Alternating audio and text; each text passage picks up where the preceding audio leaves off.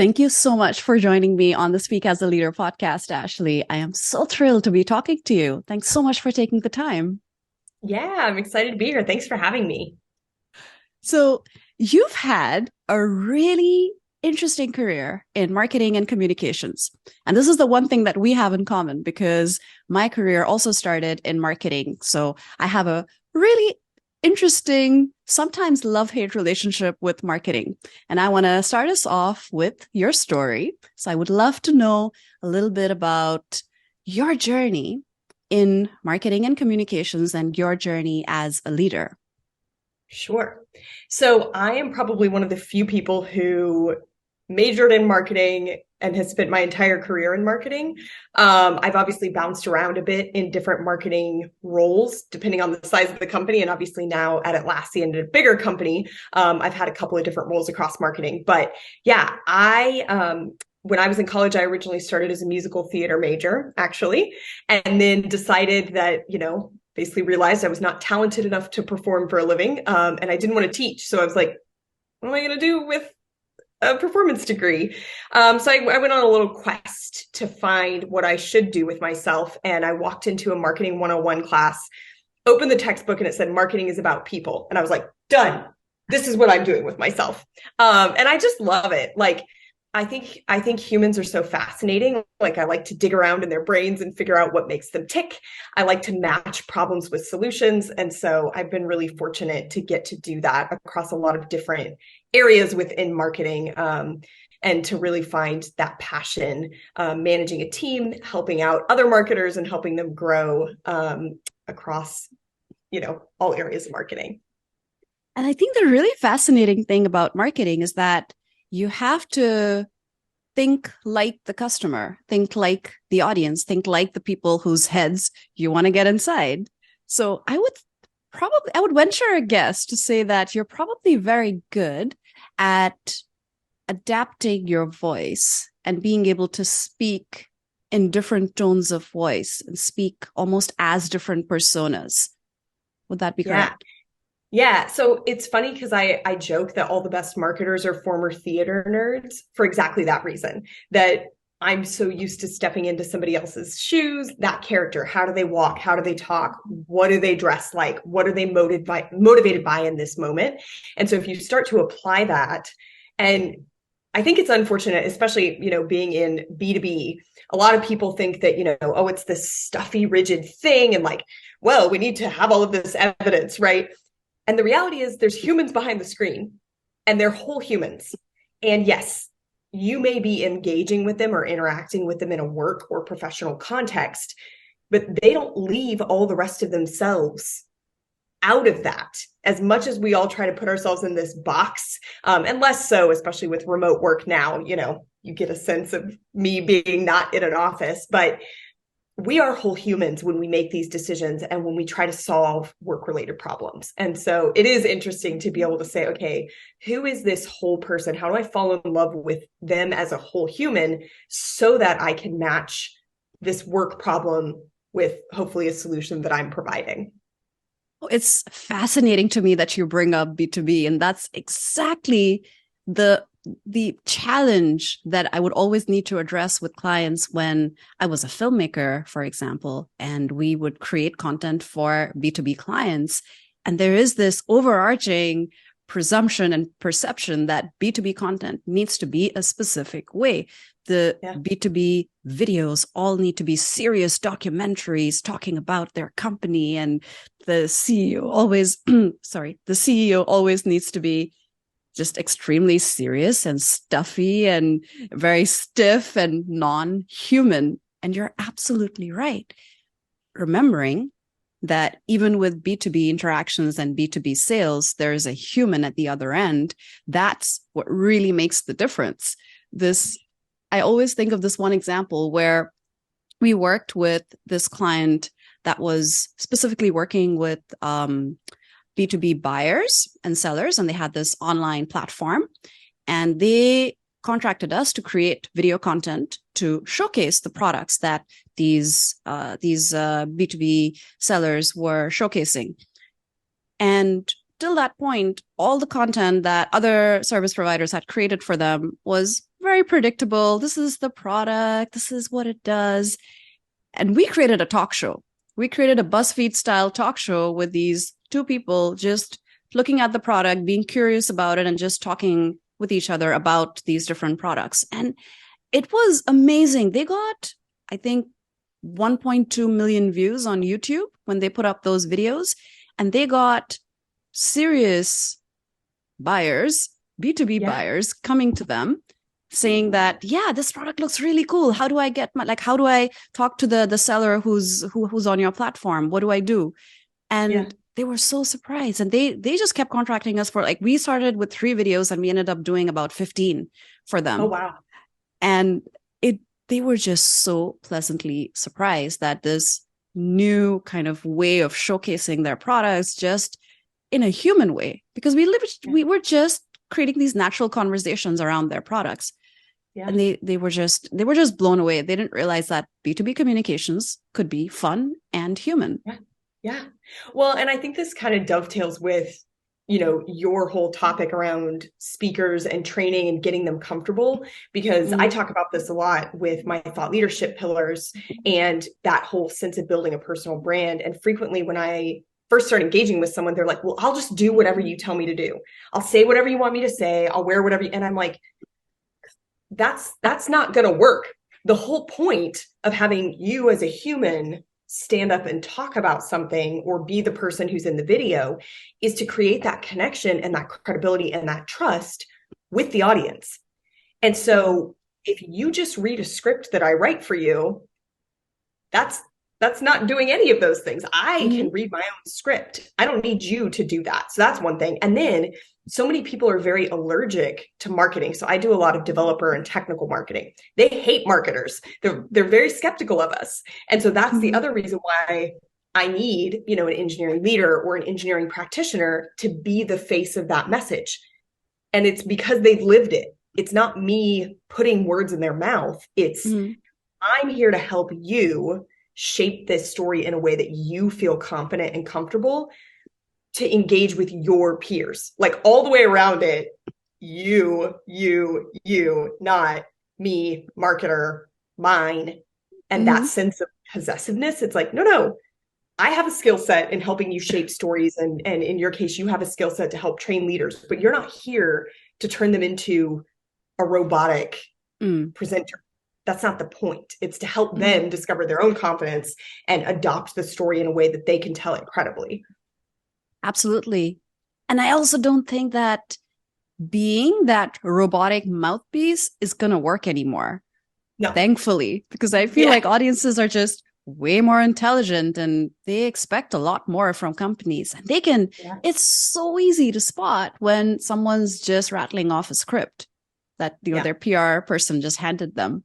So it's really great. I love the trend of just being more human and being more you, both in terms of the specific CEOs or spokespersons, personal communication, but also overall marketing communications. I really think that trend is here to stay. I don't see us going back. I hope so. And I think some of the reason why people on the inside still feel like maybe they need to dress a certain way and talk a certain way is because of all this legacy. When I was in PR, for example, it was just so normal to just create talking points for the person that you've booked the media interview for. And I now realize the one thing we were doing wrong, we were doing 2 things wrong. One, we were creating the talking points from scratch. So like you said, the thing not to do, where we were just looking at the company website and materials and just figuring out what the best responses to these questions should be and just handing them on a platter to the person who's going to do the media interview. That was the first thing. But the second thing, more important than that, is that we were creating the same talking points regardless of who was going to be doing the interview. It was person X. That also, obviously, that robbed them of their personality. And all the media interviews we did, they went all right. I don't think they were disasters, but they could have been so much better. We could have elevated them to the next level if we had incorporated this person's personality, asked them for the responses, and shaped the narrative, helped them just refine the questions, refine their responses instead of just giving them the answers. Like you said, it's a great approach. Would you say that at any point it's important to think about your persona? Well, first your personality, your real life personality, who you really are, and then aim to distill some of it for a more public audience? I think so. And I think this is a place where personal branding tends to get a bad rap because people focus so much on the brand piece of it and they forget about the personal piece of it. They think that you are presenting this mask to people and that you've curated this mask. And that's not what a personal brand is supposed to be. I think about this a lot. We are always all facets of ourselves. So my bio is marketer, writer, speaker by day, singer, actor, fitness fiend by night. I bring all of that to all of my engagements. But when I stand on stage and present, I am not doing barbell curls in a tank top while I do that. When I go to the gym, I am not showing up in a skirt and heels and a full face of makeup and my hair done and I'm not standing in front of the mirror talking between sets. Gym Ashley doesn't show up as speaker Ashley. Theater Ashley, when I show up to rehearsal, I don't show up as who I am as a wife.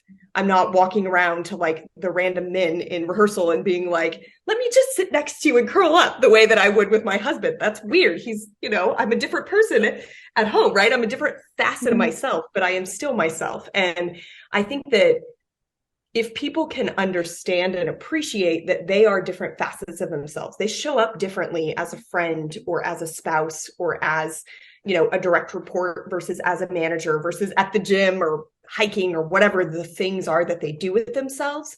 And then saying, okay, which of those elements do I want to present? And I think this can happen in some tactical ways. So for example, I don't generally curse in a business setting.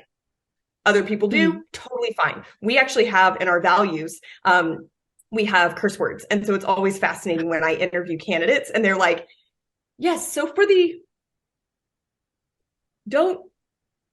customer. And I'm like, you can say it if you want. You don't have to. I personally say don't screw the customer. I don't use the F word, right? But that's a choice that I've made in a business setting. I do sometimes curse in my personal life. And so that is a line from an execution standpoint that I've drawn for myself that I don't generally curse. I don't generally share language that would be very explicit in a professional setting.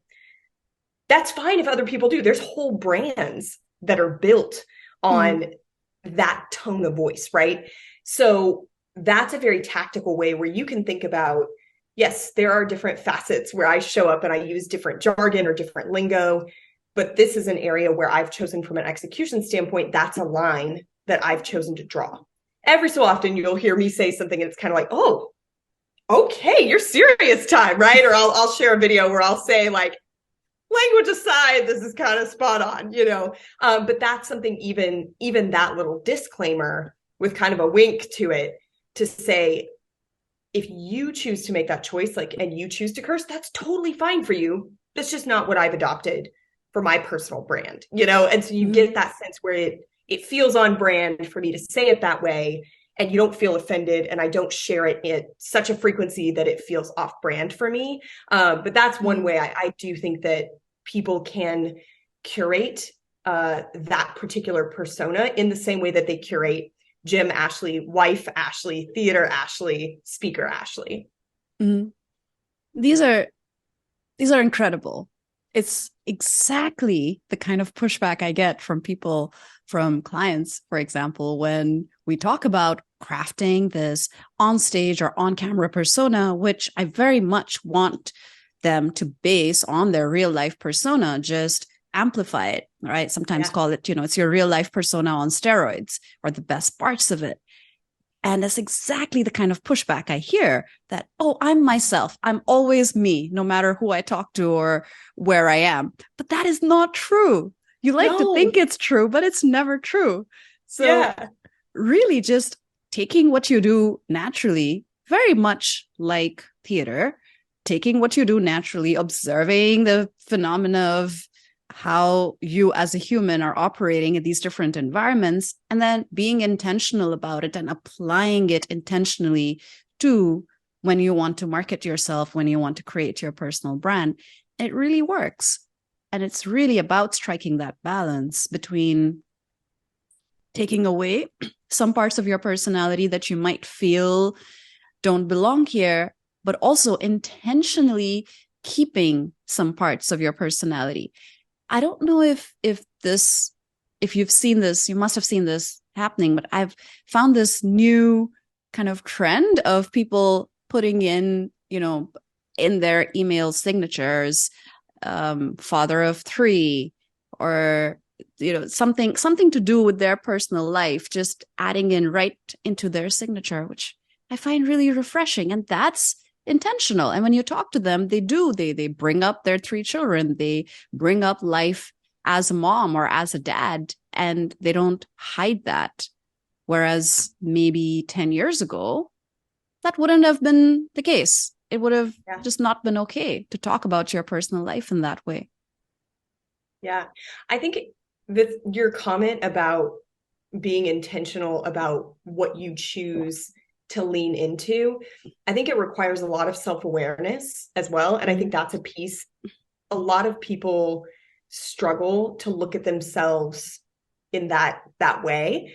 And I think that is one thing that, coming from that theater background, the characters that I embody are not good or bad outside of that scenario. And especially I tend to perform in the ensemble a lot. And so because of that, I'm switching between, we're an angry mob, or we're an excited ensemble, or we're lovers at the promenade, right? There's nothing inherently good or bad about any of those characters. It's just a matter of whatever story you've constructed. And I think sometimes people think, to your point about the legacy, that the right way to be professional is for me to be sitting up like this, and I shall speak to you now with the large words, and I shall have the talking. This is the acceptable hand motions. Dude, ain't nobody got time to be speaking like that. That's too much effort, right? And so there's that element where yes, I don't always show up. Sometimes I go on whole rants if you're, nerding out with me at coffee, and I'm not going to stand on stage and do that. I am cognizant of where the camera frame is and making sure that my hand motions happen up here, versus if my hand motions are happening down here, you just see my shoulders twitching and you're like, what are you doing? And it's weird, right? So it's not off-brand or out of character for me to study the footage of myself and recognize that it looks weird if my hands are just like this and you just see things twitching at the bottom of the screen, when an easy fix for that is for me to sit up, bring my hands into the frame, and recognize that this is where my hands live. And I think that's the thing. I think people think that studying and perfecting these things means that they're somehow faking it, and they're not willing to do that, or they don't like it. They're like, oh, I talk with my hands too much. You talk with your hands the amount that you talk with your hands. And sure, I could train myself to put my hands in my lap, but that is less on brand for me to put my hands in my lap for this whole conversation, right? So it requires a lot of self-awareness, and it requires you to step back and look at, what do you want to be? What are you? What is realistically not going to change? And so how do you curate that? Not create it, not mask it, but curate it to get to that level where it does feel authentic to you, and it reads authentically or sounds authentic to the audience. That is such a great point that you brought up about watching yourself back and figuring out what are the tweaks that you can make to really make more impact. And that's exactly what pro athletes do. And no one tells them they're going to fake it the next time just because they studied what they did and also what their competitors did. And now they're working on improving their game. And that's literally it. You're improving your game each time that you're on camera or you're on stage. it's an opportunity for you to practice what you've done so far and then amplify it and improve by 1% each time. And that is, for you, I can imagine, probably to an extent quite easy and natural to be on different stages, because you have the theater background and you're quite adaptive and flexible. And linking that to leadership, I want to ask you the quintessential question that I ask everyone who comes on this podcast, which is, did you have a switch flip moment where you realized you were no longer just an employee, no longer just a people manager, but you'd really become a leader? I actually think that moment happened. So I think there's a couple of things from a leadership perspective. One of them is around that influence and that trust. And that has to happen up, down, and sideways. Leadership is not just about standing at the top and dictating to everyone below. It really is about that trust, rapport, and influence in a 360 view. And so this story, I think, will sound maybe a little bit odd as like, this is the moment when you realize you were a leader. But for me, it was the moment where I was like, oh man, I have to own my part in this influence and trust and relationships. And this was years ago. I actually had a manager who was willing to give me hard and critical feedback. And I was having some struggles in my working relationship with somebody else who was more senior to me. And so I talked to my manager and I said, hey, I'm having some struggles in this relationship. It doesn't seem to be working right. Can you join our next meeting and tell me what's wrong? And so she joined the meeting and, observed and all of that. And as we left, I looked at her and I was like, so what's the problem? And she's like, you are the problem. And I was like,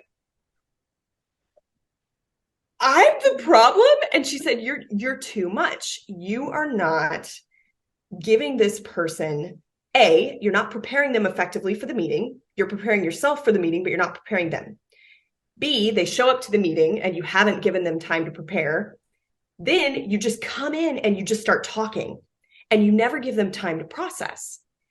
And so you have full context, you were fully prepared, you have all the details, and that's not what they have. And you don't give them any time to catch up. And so you need to check in, A, send them the materials ahead of time, B, see if they've actually taken time or had time to look at the materials. If not, you need to sit quietly and give them time to review and reflect. And I was like, this is going to be the worst thing ever. You want me to sit quietly in a meeting? And she's like, yes, sit there. I was like, how long do I have to sit there? She's like, until the other person speaks. It's like, this is going to be the worst thing ever, right? So the next meeting, I sent the prep. I came in, I sat down and I said, have you had a chance to review what I sent? And they said no. And I said, okay, why don't we take a few minutes? How long do you think you need? And they were like, oh, just a few minutes. And I was like, okay, cool. I'm just going to answer a couple of emails. Let me know when you're done reading. And I'm like sitting at my computer, literally not even doing anything, just like, you're done yet? We're done yet? Are you done? Right? But after a few minutes, they started speaking and we had an excellent meeting. And that realization that leadership is not about dictating what other people do. It's about setting people up for success. That and that is within my control. That was the moment where I was like, okay, I have to fundamentally shift how I think about showing up and how I think about growing in my career, because I'm not just an order taker doing tasks anymore.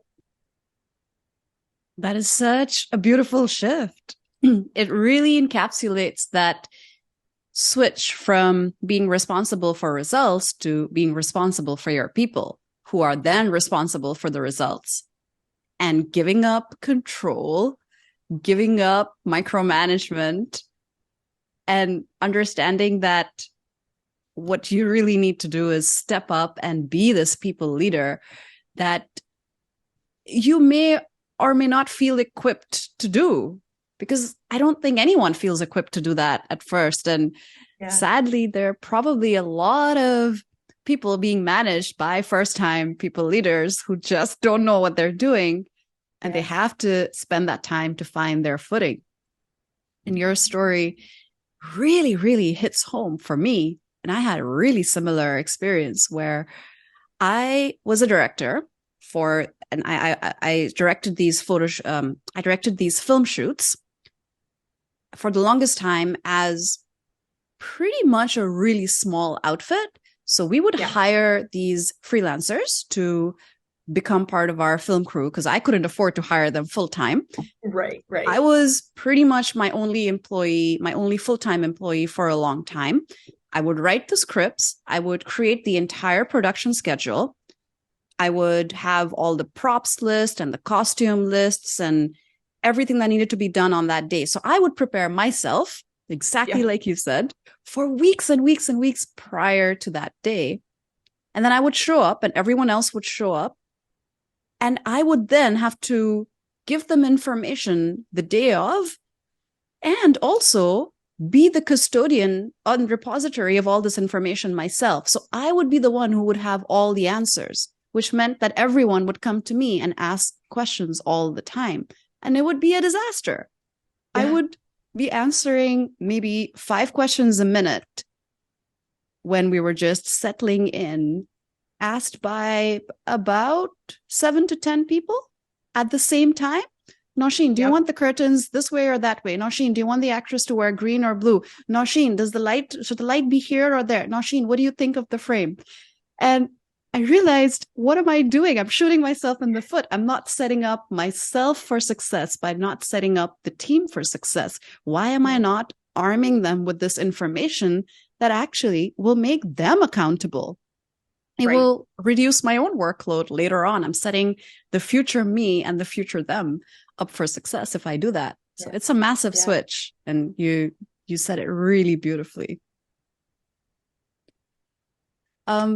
Would you say that you changed something about yourself in terms of speaking when you made that switch?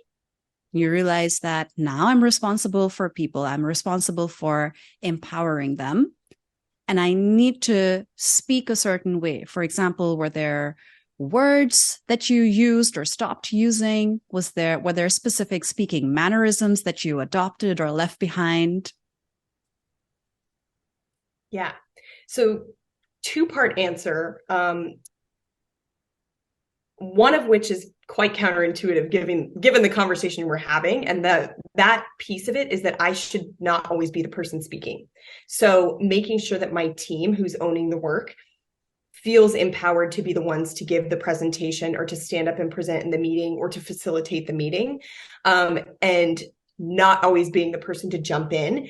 And I'll tell my team sometimes, hey, I'm going to be on this meeting, but I'm going to stay on mute unless you need something. So if you need me to jump in, ask. Say, Ashley, can you speak more about this? So that was the first thing, was actually, again, similar to that first leadership moment of quiet. That moment of silence is a very powerful piece of speaking and that cadence. So that's the first thing. The second thing, again, I can be quite confident, and that is not always the best thing. And so realizing that if I'm bringing an idea or I'm facilitating a brainstorm or something like that, making sure that I don't shut that down because I come with a confident opinion. Just because I speak loud, just because I speak quickly, and just because I have confidence does not mean that I have the right answer. And so really making sure that my speaking cadence doesn't imply that a decision has already been made or that there is a right answer when there's not, that I don't accidentally take over the entire room. That has been another big piece of changing some phrases to say, in my experience, or to offer a different perspective, or I'm curious to hear, instead of I think we should do it this way, or I recommend that we do it this way. That small tweak gives people space to push back or share a new idea or disagree in some way versus saying, this is the way it's going to be. And that's such a great point that a lot of times leaders are just used to speaking with confidence. I mean, after all, it's the confidence that got them there in the first place. Right. They got promoted. They got to this point because they were assertive. They were outspoken. They knew how to communicate their ideas well. And in a room full of people where this leader is the senior most person, most likely they're going to be the person who's best at communication. And recognizing that if they continue to be that good or that assertive, people will interpret what they're saying as the final word, because now there's more power attached to their words. There's more weight just because of that title. Yeah. They call it the hippo. It's the highest paid person's opinion. And so it's like a phenomenon where if there's no clear decision maker, they just default to the hippo. And if you're not careful, everything just becomes this one person's, ideas or approvals or something like that. And so we talk about this a lot internally at Atlassian, and making sure that we are clear. It's called the 𝗖cie framework. So it's got driver, approver, contributor, and informed, so that we're very clear on who is actually the approver, so it doesn't accidentally default to the hippo. We have a lot of very smart people that have senior titles, and they're very good at what they do, but they don't always have the context to make the decisions, or they're intentionally trying to create growth opportunities for other people. And so they intentionally do the same thing of pulling back and saying, listen, just because I am the most senior person here does not mean that I am necessarily the approver, or, I might defer to somebody else. That's really cool. I did not know about the hippo. Yeah. That's a very cool acronym. It makes so much sense. Have you ever been in environments where they are kind of working like that in a toxic way, where the leader is the final decision maker and everyone is defaulting to what the leader is saying? Have you ever been a part of a team like that or an environment like that? And have you ever had to deal with it?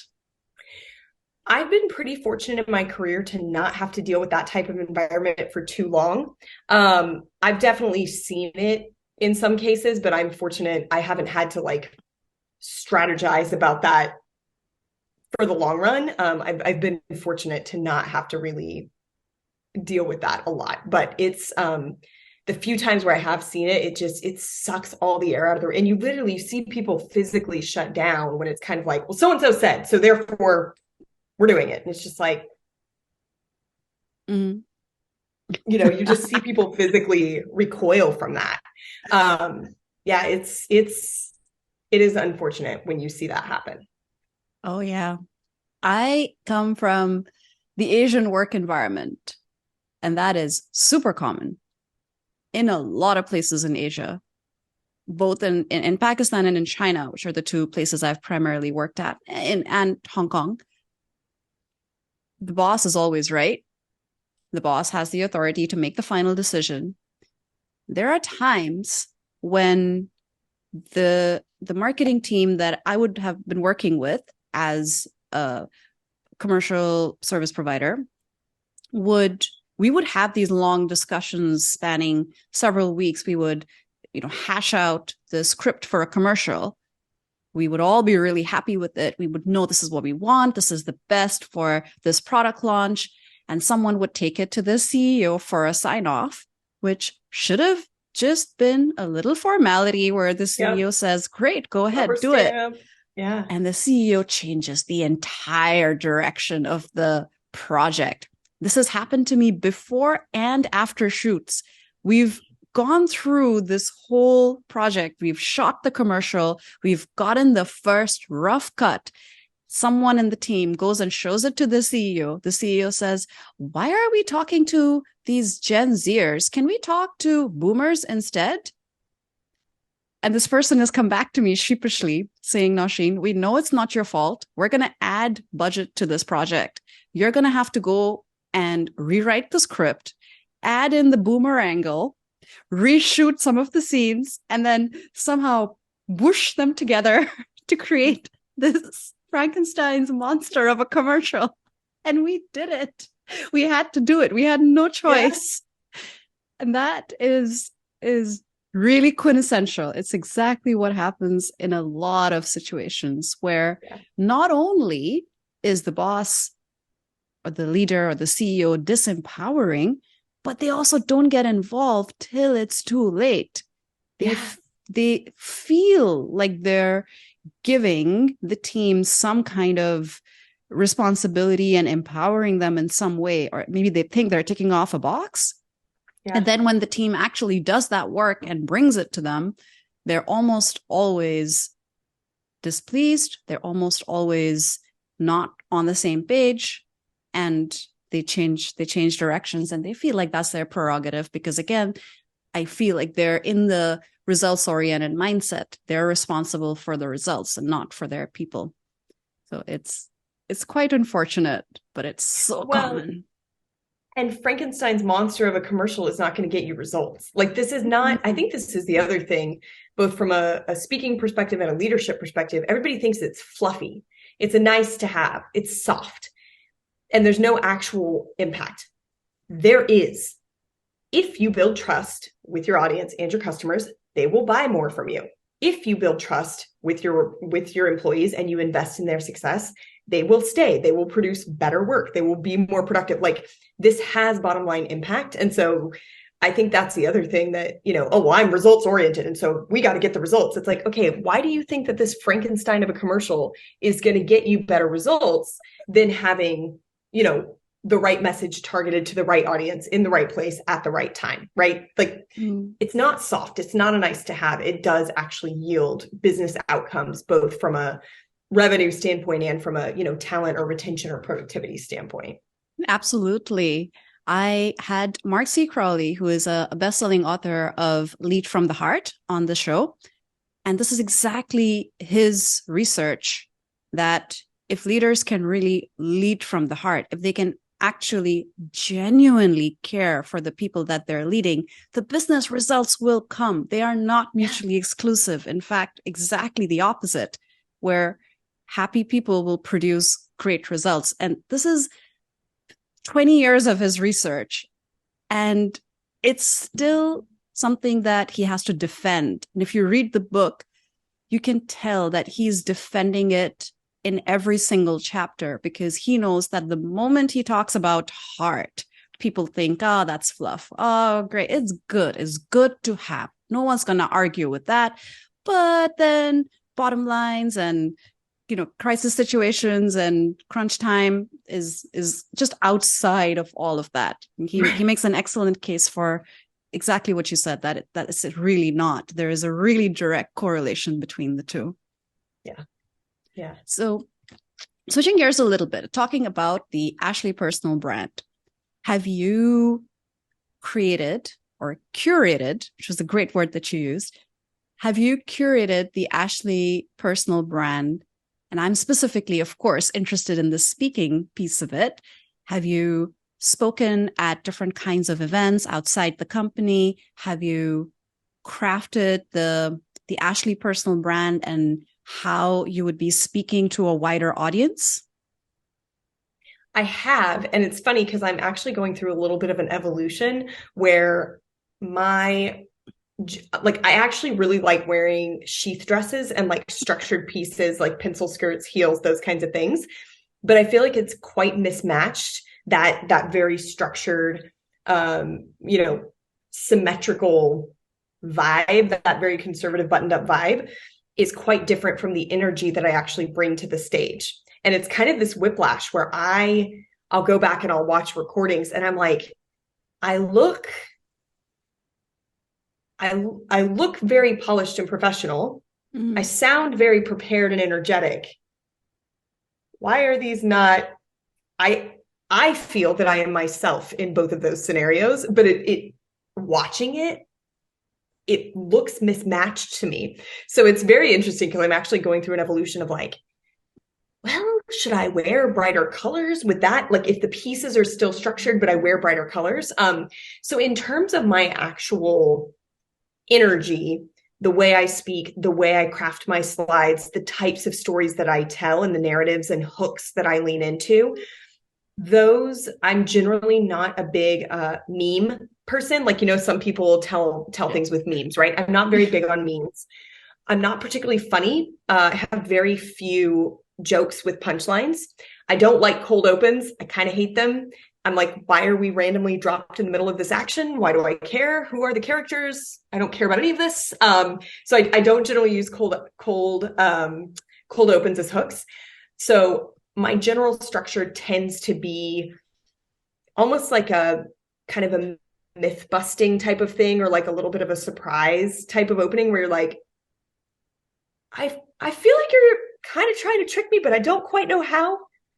But it seems like you're leading me somewhere. So I like the audience to feel like they're in on whatever the secret is going to be, but they are surprised and they're like, actually, I was a little skeptical of where you were going, but now that you brought it around, now I agree with you, right? So that's the type of kind of sense that I like to curate in my opens. And then I usually err on the side, both in meetings and in sessions, on giving time back to the audience. I never want them to feel like, okay, she's been going for 46 minutes and I thought this was a 45-minute session. And she doesn't seem to be coming to a stop.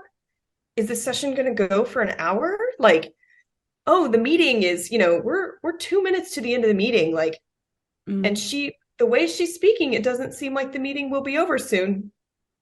I never want my audience to feel like they are checking their watch or that I'm not cognizant of the time. I always want them to be like, oh, wow, we've got 10 minutes left or whatever it is, 5 minutes left. And she seems to be wrapping up. I'm going to get out of here on time. Like that sense that I have respected their time. Those are just fantastic things to think about and also develop and evolve over time.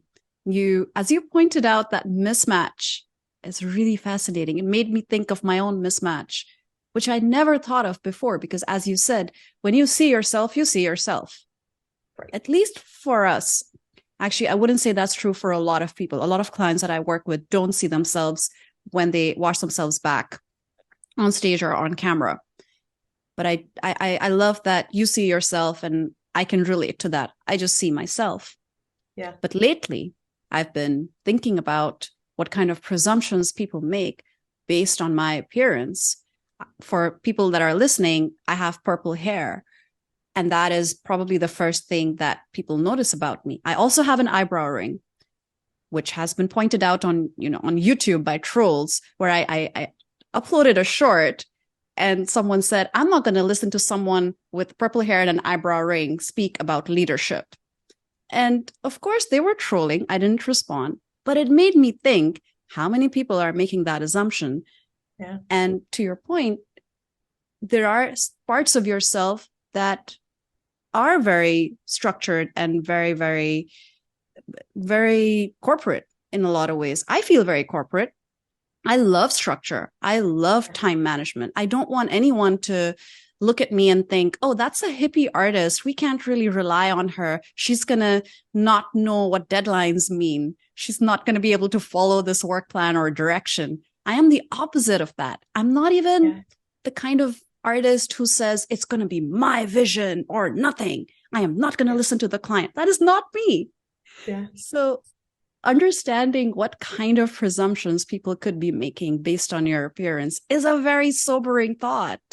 Yeah. And then you have to decide whether you're going to play into it, whether you're going to adapt what you're wearing or how you are, whether you're going to just call out attention to it and just, call out the elephant in the room and somehow bring it together. So it's a fine line. So do you think you're going to change the way that you dress, especially when you're giving these bigger talks? I don't know, because the other piece of this is the actual logistics of like, where does the mic pack go? Do I have to stand? Like, am I going to be elevated on the stage? As I'm noticing, I'm sitting in front of a window and I'm like noticing the lighting quality getting worse. And I'm like, oh, I need to sit here so people can see me. As the sun goes down in the window, I'm like, oh no, I didn't think this through with the sunset. But I don't always know the setup that I'm walking into. And so I've found a couple, I detailed it on LinkedIn. Actually, it was like anatomy of a perfect presentation dress. I'm like, it has a high sturdy neckline, so I can put a mic pack on. And the way the skirt is, if I happen to need to step up or like sit on a stool, I'm not going to flash everyone. The sleeves come down, so it's, I'm not awkwardly. That stuff matters. And especially for female presenters, we don't generally have good pockets for things. And our clothing tends to be more streamlined. And so the ability to, walk or perch or whatever, like I've been in situations where I was a panelist. Fortunately, I was wearing pants, but they literally had us up on stools that you had to like climb on. And if I had been in a pencil skirt that day, we would have been struggling. So I do try to ask.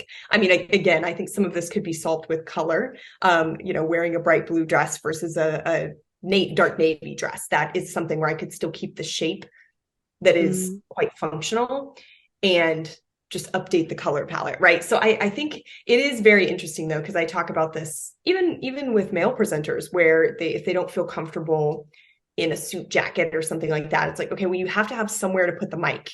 So a pocket, a waistband, a jacket, like something, it has to go somewhere. And you have to be able to clip it. So where is it getting clipped and where is it going in or, in? Like that is a thing that is a real thing that you have to remember is going to exist. I remember your post. As soon as you mentioned it, I remembered it. That was an amazing post. It's exactly what goes through our minds. And it's quite incredible. You're right. Sometimes I'm really envious of men because all they have to decide is whether or not to wear a jacket and a tie. Right. Otherwise, it's really simple. Of course, they can play with colors. And I recently had a client where he gave me this option of either wearing like just a regular dress shirt or like a dress shirt that had these buttons that popped, that were like a different color. And I was like, go with that one because it was more in line with his personality. It's so simple. But for women, I will say though, one of our execs wore dark wash jeans and a dark hoodie. And it was like a nice looking hoodie, but he looked like, and then the background was black curtains. And so he just looks like floating head and hands. And I was like, okay, we need to bring a light hoodie next time so that just in case we need to swap it. So I will say that's fair. The color thing is serious. Like I usually bring 2 or 3 options and then I try to go like sneak a peek at what the background's going to be. So if it's going to be a black background, then I try to wear like a gray dress. If it's going to be a gray background, then I would wear like a blue dress or something like that so that I have contrast with the background and I'm not just a creepy set of head and hands like I am now. I'm looking at the lighting and I'm like, oh my, you're starting to get ghost Ashley. We didn't talk about that personality. Oh, what's great is that if anyone's still here, if they're watching, especially if they're watching the video version of this on YouTube, they really like what we're talking about. So they're not going to care that we have Ghost Ashley. Exactly. I love thinking about it to that level of detail, what the colors in the room are going to be like so that you don't clash with them. That was really one of the things I thought about a lot when I was doing my TEDx talk, because I knew there was going to be a lot of red in the room and I wanted to wear red and I had seen other people wear red. So it was almost this uncomfortable space of me, as a filmmaker, knowing that if there's a lot of red in the room, maybe don't wear red because you don't want to be the same color as the curtains. And B, also knowing that you also don't want to be cliched because people have seen so many TED and TEDx talks and they always see these women wearing these very specific colors. It's usually red or black that I've seen a lot of. So I wanted to avoid red and black. And again, from my filmmaker head, I knew that black is just not a color that we would recommend people to wear, which is really interesting because black is so common and most people have black in their wardrobe and most people identify with black. And apparently it also exudes power, at least in person. I just don't know if that translates to camera. So really being able to imagine and visualize what you're going to look like in the moment and then dressing not just for the occasion, but also for yourself, because you have to be comfortable. and as women, I'm sure a lot of women listening should be able to relate. We always know that one dress in our wardrobe that looks amazing, but is so fussy. Yeah. It's going to just look weird around the bust. It's going to just have some weird thing going on somewhere that you're going to always have to adjust. And when you're going out for a party, maybe that works. Yeah. But when you're on stage, you don't want to be constantly adjusting your clothes. So to your point, and I think that was a big part of what you talked about, that you have to be comfortable. If you're physically comfortable, you're mentally comfortable. And a lot of people really underestimate the power of that. Yeah. Well, or they only, like when I'm in a dressing room, depending on the thing, right? If it's gym Ashley, I will literally do jumping jacks in the dressing room because that's what I'm gonna have to do in these stupid leggings, right?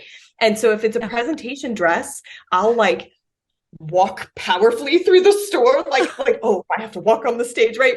So I'll try to do these things because to your point, there's a lot of things that look fine if you're just standing or sitting calmly.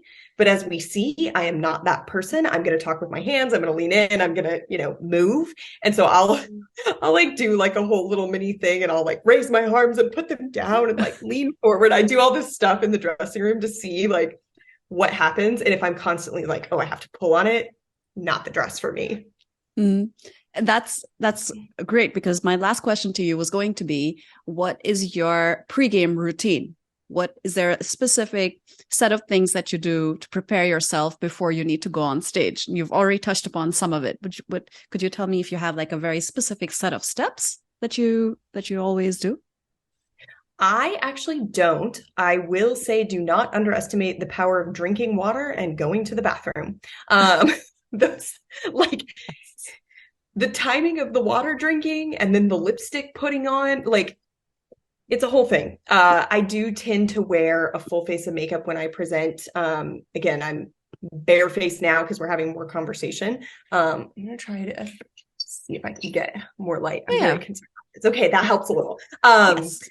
But usually when I present, especially if I know there's going to be lights on my face, making sure that I'm wearing a full face of makeup, but then the sequence of drink the bottle of water, go to the bathroom, be done drinking the water and go to the bathroom. And while I'm in the bathroom, putting on the lipstick and then walking on stage so that I make sure that I'm hydrated. It's good for the voice, good for the vibes, good for the skin, good for all of it. But then I'm not going to have to go to the bathroom halfway through my talk. And then making sure that I don't forget my lipstick so that I have like really bright eyes and then my lips are creepily not there. That's, so, and then in terms of the actual talk, this is something that I personally think I need to work on. My openings for some of my talks, I haven't nailed them yet. So I have a couple of openings where I'm like, this opening is really great. There's my thought leadership talk, for example. I don't think I've nailed the opening. I don't think the narrative on the opening is very strong. And so because of that, I'm not confident in the opening. And I think that if you're not confident in the opening, you don't set yourself up for success with the audience. They worry that you're not prepared. So that's an area that I'm working on with that talk in particular, is like, man, that opening is not where it needs to be. But in general, I try to really focus on the opening, how I walk on stage, how I present in that first couple of minutes. Once I get going, I settle in the audience. I figure out what kind of vibe I'm getting from the audience. And so I know if I need to adapt, if I get like a completely dead audience, like sometimes I'll call it out a little bit of like, hey guys, like, I know it's after lunch, but we got to have some energy here. So I'm going to need you to shout out an answer, right? And just to really let them know what kind of presentation they've walked into and sat in on. But otherwise, I find that I try to present on things that I know intimately. And so I'm not having to memorize a script. I'm not having to internalize a message that I don't actually believe in. And so I don't have to do all of this very rigid pre-presentation prep because I already believe it, because I've already internalized it, because I feel confident and comfortable with what I'm wearing, with what I'm presenting. Great. All I have to do is stand up there and do it. So yeah, most of my stuff is that very nitty gritty tactical, like water, bathroom, lipstick, good to go. All the millions of micro decisions that we have to make before we start presenting ourselves to a wider audience, because we know that if we watch it back, we're going to cringe every time we look at our face and realize all I had to do was put on that lipstick. Why didn't I do it? Exactly. I gave myself so much grief because I forgot to adjust my top because it was tucked into my pants when I was sitting waiting for my turn to go on the TEDx stage. Yeah. And I knew that if I got up, I would have to adjust it so that there aren't like a lot of wrinkles. And I got excited. It was my first TEDx talk. And as soon as they called out my name, I just sprung up from my seat, wrinkles and all. And I got on stage. And then when I watched it back, I told myself, what is wrong with you? All you had to do was just tuck your shirt back in. It's so simple, so simple. And you forget it. I loved the part that you said about feeling the audience. And I really feel that you've internalized this idea of creating that conversation with the audience instead of just talking at them. It is such an essential shift to make as a speaker because you are setting the tone for the room. Like you said, you are the one who's letting them know, is this going to be the kind of presentation where you're going to check your email on your phone? Or is it the kind of presentation where you would be almost encouraged, empowered, and maybe even required to pay attention and contribute as well? It's always you. It's always the speaker in the room who sets the tone, the energy, the vibe, and you have a lot of responsibility to make that clear as soon as you get on that stage. And you need to be very intentional about calling out things that you feel could be improved upon. And like you said, it's always good to point out the elephant in the room. Once, when I was presenting in a new environment, I think it was one of my first presentations in China, and one of my jokes didn't land. I think I was talking about, actually, it wasn't even a joke. I was just asking about a specific thing, and I realized later that the audiences in China are not very used to engaging. In fact, they think of every single talk as a lecture, and they think of every single speaker as a teacher. I would have people come up to me after events saying, "Thank you, teacher." That was really enlightening. Yeah. So they're just not in the zone of contributing. So I asked a very, very simple question, something like, has anyone seen an interesting ad? Or does someone find this ad interesting? And I had shown them something. And I just got blank faces when I asked the question. And I realized, Nausheen, you have to call this out instead of just going ahead, because then your presentation is just going to go downhill. And I just took a second and I said, no one. So no one has seen any interesting ads in the history of the world. There have been no interesting ads, right? And then people just started laughing. And they realized that, okay, we have to say something. We're going to contribute. So exactly, it really works. This has been an amazing conversation. It's been exciting. Thank you so much, Ashley. Fun. I feel like I know you and I are going to have to nerd out about all of our speaking tips at some point. I think so, especially with the theater background. And, my background is more in improv. I've done some theater, but I've done a lot more improv. But I do feel like there's so much in common there. And I love that you brought all of that in. You shared your experience really generously. Thank you so much. It's been such a pleasure talking to you. Yeah, thanks for having me.